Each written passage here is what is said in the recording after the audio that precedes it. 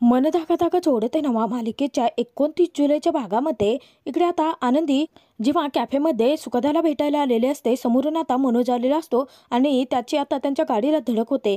तेव्हा आता मनोजने आनंदीला पाहिलेलं असतं आणि तो आनंदीला पाहून खूप खुशही असतो, परंतु आनंदीला त्याला पाहून मोठा धक्का बसलेला असतो.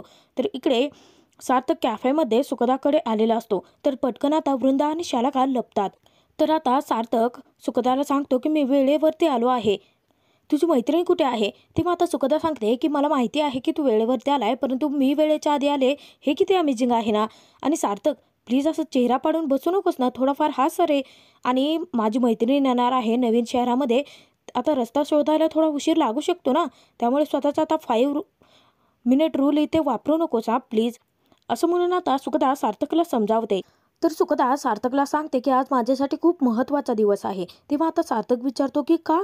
तेव्हा सुखदा सांगते की माझी जी मैत्रीण येणार आहे ना, आज तिला मी तुला भेटवणार आहे, हे महत्त्वाचं आहे. सुखदा नक्की काय म्हणते आणि काय म्हणण्याचा प्रयत्न करते हे सार्थकच्या लक्षात येत नाही. तर इकडे आता विशाल पटकन खालती उतरतो मनोजला उठवण्यासाठी. तोपर्यंत आनंदी आता संधी साधते आणि पटकन लपून बसते गाडीमध्येच. तर विशाल आता त्याला सांगत असतो की कोण आनंदी? आनंदी वगैरे कोणी नाही आहे, ते तुम्ही निघा बरं इथनं. तेव्हा आता मनोज तिथे सांगत असतो की आनंदी आहे, आनंदी इथेच आहे. इतक्यात आता काही गुंड त्याच्या पाठीमागे लागलेले असतात, ते येतात तेव्हा मनोज तेथून पळून जातो. जेव्हा आता गाडीचा दरवाजा उघडतो तेव्हा आनंदीला लपलेलं पाहून विशाल तिला म्हणतो की अहो मॅडम, इथे का लपलात तुम्ही? तेव्हा आता आनंदी सांगते की काही नाही, थोडी भीती वाटली त्यांना पाहून. विशाल हसतो आणि म्हणतो की अहो मॅडम, आश्रमात तर आता तुम्ही यांच्यापेक्षा डेंजर लोकांना हँडल करता, याला काय घाबरताय तुम्ही? या निघा बाहेर या. आनंदी आता बाहेर उतरलेली असते. आनंदीने आता एकच संकट पार केलेलं असतं, तरीसुद्धा आता दुसरं संकट पुढे ठाकून उभं असतं, कारण समोर सार्थक असतो. तर तोपर्यंत आनंदी उतरत असताना मनोजच्या पाठीमागे लागलेले गुंड तिथे येतात आणि तिला विचारतात की तो व्यक्ती कुठे गेला. त्यावेळी आता आनंदी दुसरीकडचाच रस्ता दाखवते. तेव्हा विशाल आता ते गुंड गेल्यानंतर तिला विचारतो की मॅडम, अहो हा माणूस तर इकडे गेला ना, तुम्ही तिकडे का सांगताय त्यांना? तेव्हा आता आनंदी सांगते की हे बघ विशाल, आता तो व्यक्ती कुठे गेला आहे हे प्लीज त्यांना कळू देऊ नकोस, आणि तो इथे आला तर तो इथे आहे हे सुद्धा त्यांना कळू देऊ नकोस, त्यांची काळजी घे. असं सांगून आनंदी सुखदाला भेटायला जाते. परंतु विशालच्या लक्षातच येत नसतं की आनंदी अचानक अशी का वागते आहे. इकडे आता सार्थक खूप वैतागतो आणि तो सुखदाला म्हणतो की अरे यार, कधी येणार आहे तुझी फ्रेंड? तेव्हा आता सुखदा त्याला समजावते. ते म्हणते की सार्थक, अरे हो, कोणत्या तरी प्रॉब्लेममध्ये असेल, ती खूप वेळ पाळते हा, माझ्यापेक्षा खूप भारी आहे, सगळ्याच बाबतीत ती खूप भारी आहे. तू जेव्हा भेटशील ना तेव्हा तुलाही खूप आवडेल ते. तर आता त्या दोघांमधलं बोलणं मागे बसलेल्या शलाका आणि वृंदाला कळतच नसतं. तेव्हा आता शलाका वृंदाला म्हणते की काय बोलतात काय माहितीये, किती वेळ झालं गप्पा मारत आहेत, काही ऑर्डर सुद्धा कळत नाहीयेत. त्यावरती वृंदा म्हणते की हो, मला असं वाटतं की तू म्हणत होती तेच बरोबर आहे, कदाचित कोणीतरी तिथे येणार आहे आणि त्यांचीच वाट बघतायत ते दोघे. थांब आपण बघूयात. तेव्हा आता शलाका म्हणते की ही सुखदा खूप चालाक आहे ना, जास्तच नाटकं करते ही. इतक्यातच तिथे आता आनंदीची धमाकेदार एंट्री झालेली असते. आनंदी दूरवरून जेव्हा आता सुखदाला पाहते तेव्हा ती खूप खुश होते आणि ती सुखदाकडे पाहत असताना अचानक वेटर समोरून जातो. तेव्हा आता वृंदाचं लक्ष त्या वेटरकडे जातं. तर तोपर्यंत आता आनंदीला वृंदा दिसलेली असते आणि आनंदीला मोठा धक्काच बसतो. आता त्यांच्यापासून आपल्याला बचाव करावा लागेल म्हणून आनंदी एका तिथेच असणाऱ्या छोट्याशा झुडपाच्या पाठीमागे लपते आणि इकडे आता वृंदा शलाकाकडेही बघते आणि सुखदाकडेही लक्ष असतं तिचं. आनंदी लपल्यानंतर आता वृंदाचं लक्ष त्या झुडपाकडे गेलेलं असतं आणि आनंदी पटकन आता लपून बसते. तर इकडे तोपर्यंत विशाल विचार करत असतो की काय झालं असेल कल्याणी मॅडमला, आणि त्यांच्या सुखदा मॅडमशिवाय या नाशिकात कोणी आहे का? नाशिकमध्ये यायला सुद्धा त्या जराशा घाबरलेल्याच होत्या. इतक्यात आता मनोजच्या पाठीमागे काही गुंड लागलेले असतात. मनोज आता पटकन आनंदीची जी गाडी असते आश्रमाची त्याच्या बाजूला येऊन लपलेला असतो. तेव्हा आता ते गुंड विशाला म्हणतात की हो, तुम्ही तर तिकडे लपलेला आहे असं सांगितलं होतं ना, तिथे नाही येतो. तेव्हा आता विशाल सांगतो की मला काय माहिती, जिथे गेलेलं बघितलं तिथेच सांगितलं मी. तेव्हा ते गुंड आता म्हणतात की चला रे, त्याला ठोकल्याशिवाय सोडायचं नाही आता. तर तोपर्यंत मनोज हा आनंदीच्या गाडीमध्ये लपून बसलेला असतो. तर तोपर्यंत इकडे वृंदा ही शलाकाला सांगत असते की मला खरंच खूप भूक लागली आहे, तिकडे बघ ना, तिथे पिझ्झा आहे, आपण खायचं का? तेव्हा आता शलाका तिच्यावरती ओरडते आणि म्हणते की आई, तू काय इथे पिझ्झा खायला आली आहेस का? गप्प बस ना जरा, तिकडे लक्ष दे. आणि तोपर्यंत सार्थकला आता अण्णांचा फोन आलेला असतो की मनोज कुठेतरी गायब झाला आहे. हे जेव्हा सार्थकला कळतं तेव्हा सार्थक हा सुखदाला सांगते की मला जावं लागेल, तू तुझ्या मैत्रिणीला सॉरी सांग. तेव्हा आता सुखदा समजून घेते आणि ती म्हणते की इट्स ओके सार्थक, अरे काहीतरी प्रॉब्लेम आहे म्हटल्यानंतर जा ना तू. तर सार्थक तेथून गेलेला असतो. तोपर्यंत आनंदी लपलेली असते आणि ती बाहेर येते. तिचं लक्ष वृंदा आणि शलाका दोघींकडेच असतं. परंतु सार्थकला तिने पाहिलेलं नसतं आणि त्यामुळे सुखदा ज्या खडूसबद्दल माहिती सांगते तो खडूस तिचा सार्थक आहे हे अजून आनंदीला कळलेलंही नसतं. आनंदी पटकन आता तिथून कशीबशी निसटते आणि इकडे विशालकडे येते. तर विशालला सांगते की विशाल चल आपण निघूयात. तू त्या माणसाबद्दल आता त्या लोकांना सांगितलं तर नाही आहे ना. तेव्हा आता विशाल विचारतो की अहो मॅडम, तुम्ही फक्त सुखदा मॅडमला बघायला आला होतात की भेटायलाही आला होतात आणि त्या माणसाची चौकशी तुम्ही का करताय? ओळखता का तुम्ही त्यांना? तेव्हा आता आनंदी खोटं सांगते की नाही, माझी ओळख नाही आहे, परंतु चल आता. अरे विशाल ऐकून घे, आश्रमामध्ये खरंच खूप कामं आहेत आपल्याला आणि ती कामंसुद्धा आपल्याला पूर्ण करायची आहेत. चल म्हणून आता ती घेऊन विशालला संगमनेरला परत गाडी फिरवायला सांगते. तर तोपर्यंत आनंदी आता जेव्हा गाडीमध्ये बसलेली असते तर त्याच्या पाठीमागच्या सीटखाली आता मनोज लपलेला असतो आणि ही गोष्ट विशालला आणि आनंदी दोघांनाही माहिती नसते. तर तोपर्यंत इकडे वृंदा आणि शलाका दोघेही घरी आलेले असतात. तर वृंदा म्हणते की या सार्थकचा अचानक काय काम निघलं असेल ग, तो लगेचच गेला. त्यावरती शलाका म्हणते की तेच तर आपल्याला समजलेलं नाही आहे. परंतु आई, तू सार्थकचा चेहरा पाहिला होता का? त्याच्या चेहऱ्यावरती कसलं तरी टेन्शन दिसत होतं. आपल्याला कळायला हवं की नक्कीच काहीतरी प्रॉब्लेम झाला आहे. परंतु तीच गोष्ट आपल्याला कशी कळणार आई? अगं तो सार्थकच आलेला नाही आहे ना अजून. त्यावरती आता वृंदा उत्तर देते की अगं आपल्याला त्या सगळ्या सत्याचा शोध घ्यावा लागेल. तर शलाका म्हणते की परंतु ते कसं शोधायचं? आता सगळा विचार करून करून ना डोक्याचा भुंगा झाला आहे. शलाका विचार करते की नक्कीच काहीतरी मेजर प्रॉब्लेम झाला आहे. त्याशिवाय सार्थक स्वतःचे डेट अर्धवट सोडून असं निघून नाही जाणार. तर वृंदा आता विचारात असते. तेव्हा आता शलाका तिला खडबडून भानावरती आणते. तेव्हा आता वृंदा सांगते की मला ना तिथे आनंदीला बघितल्यासारखं वाटलं. तेव्हा आता वृंदाने खरंच पाहिलेलं असतं, परंतु शलाका तिलाच वेड्यात काढते. ती सांगते की आनंदी कशासाठी आली असेल तिथे? तुला ना भूक लागली आहे आई, म्हणून असे वेड्यासारखे विचार करते आहेस. त्यावरती आता वृंदा चिडते आणि म्हणते की मी म्हणजे काय तू आहे का सतत भूक लागायला? शलाका म्हणते की गप्प बसा, मला माहिती आहे तिथे तुला भूक लागली होती, माहीत नाही आहे का? कशी त्या सँडविच आणि पिझ्झाकडे टकलावून पाहत होते.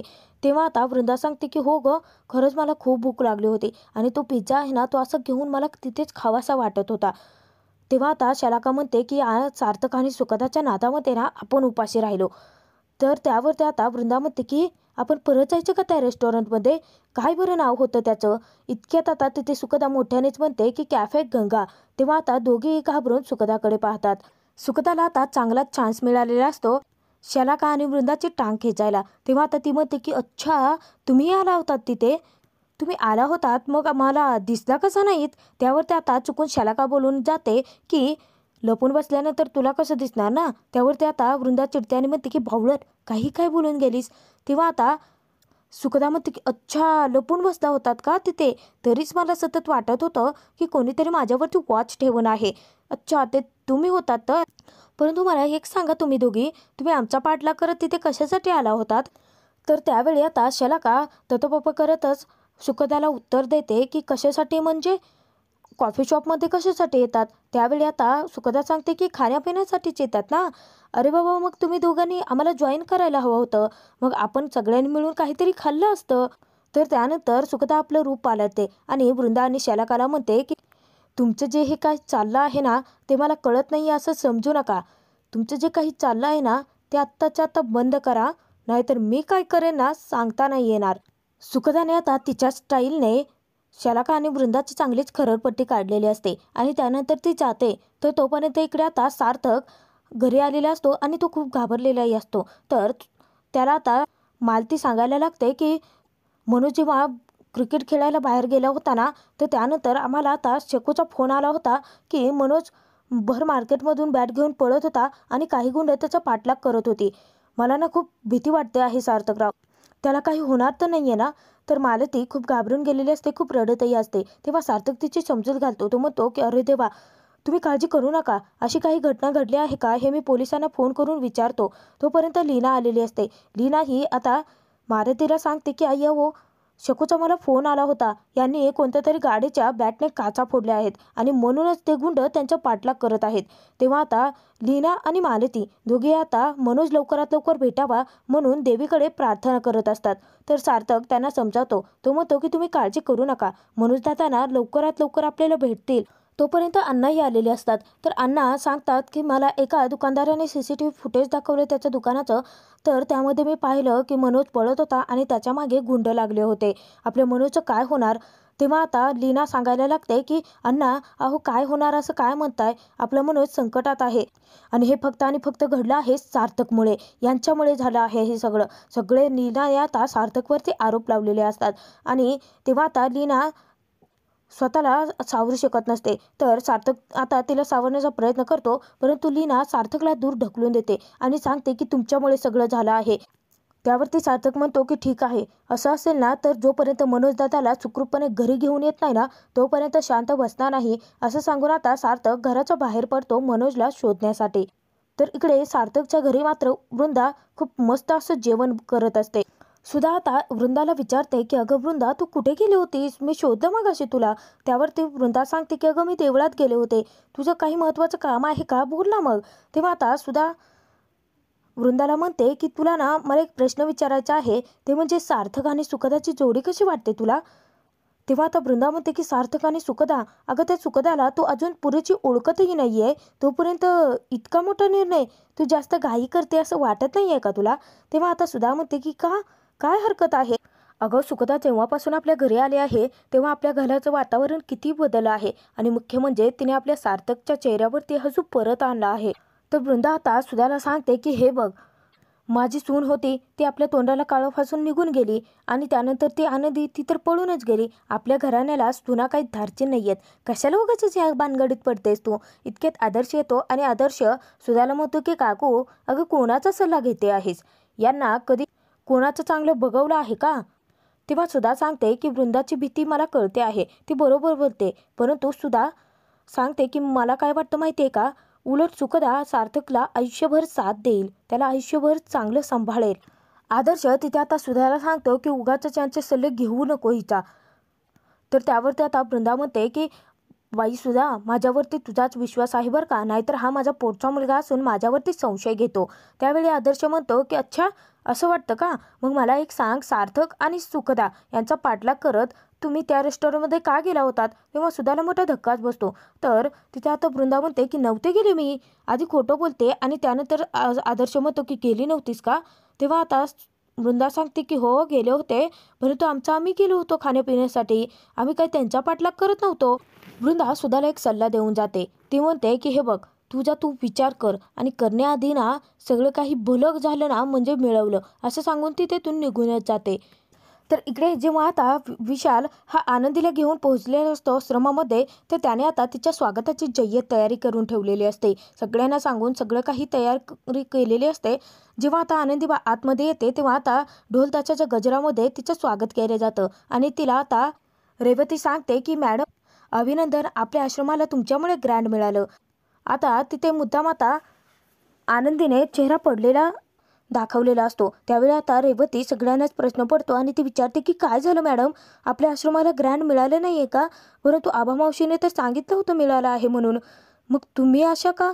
तेव्हा आता आनंदी सांगते की आपल्या आश्रमाला ग्रँड थांबते आणि ती सांगते की मिळालं आहे. तिने आता सगळ्यांची उत्सुकता वाढवलेली असते आणि परत अचानक आनंदाचा बॉम्ब फोडलेला असतो. त्यावरती विशाल आनंदीचं कौतुक करत म्हणतो की अरे कल्याणी मॅडम जिथे जातील तिथे काम होणार नाही, अपयश येईल, असं कधी झालं आहे का? ए वाजव रे, असं म्हणून आता जोरदार ढोल ताशा ते वाजवायला सांगतात. इतक्यात आता तो आवाज ऐकून मनोज गाडीच्या बाहेर येतो आणि जेव्हा वळून आता आनंदी त्याला पाहते तेव्हा तिला मोठा धक्काच बसतो आणि मनोज आता आनंदी अशी जोरात हाक मारतो. तर हा भाग आता इथेच संपतो. पुढील भागात आपण पाहणार आहोत की जेव्हा मनोज झोपलेला असतो तेव्हा आता आनंदी चोरून त्याला पाहत असते. इतक्यात विशाल येतो आणि तो म्हणतो की ओळखता ना मॅडम तुम्ही या माणसाला? तुमच्या डोळ्यातच दिसत होतं. तुम्ही आता या माणसाला वाचवण्यासाठी तिथे त्या गुंडांना वेगळ्या दिशेला पाठवलं. नक्कीच तुमचं आणि त्यांचं काहीतरी नातं आहे, हो ना? त्यावर ते आनंदी गप्पच असते. तर तिकडे आता सुखदा खूप पॅनिक असते. तेव्हा आदर्श तिला विचारतो की काय झालं आहे, एवढे टेन्स का आहेत? तेव्हा सुखदा सांगते की सकाळ झाली आहे आणि सार्थक अजूनही घरी परतलेला नाही आहे. तर तोपर्यंत सार्थक आता मनोजला रात्रभर शोधत असतो आणि मनोज भेटला नसल्याने सार्थकने आता काही खाल्लं पिलेलं नसतं आणि चक्कर येऊन तो रस्त्याच्या बाजूला आता पडलेला असतो. मन धाका धाका जोडते नवा मालिकेचे एपिसोड पाहण्यासाठी आपल्या चॅनलला नक्की सबस्क्राईब